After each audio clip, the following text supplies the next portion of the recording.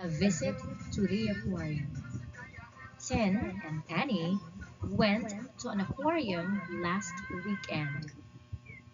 They left home at 7 o'clock in the morning and went there by train. The girls were so excited. It was their first time seeing some marine animals.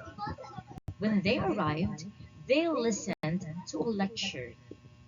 Tin got bored while Annie was interested. After that, they started the tour. The sharks were scary because they were huge and had sharp teeth. The dolphins were amazing because they could do some tricks. The girls clapped their hands as well as the other visitors.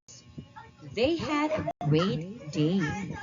They plan to come back again next month. Answer the questions below.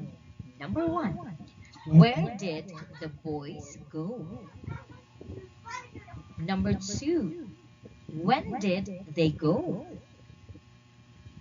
Number three, what can you see at the aquarium? Number four, which sea animals could do some tricks?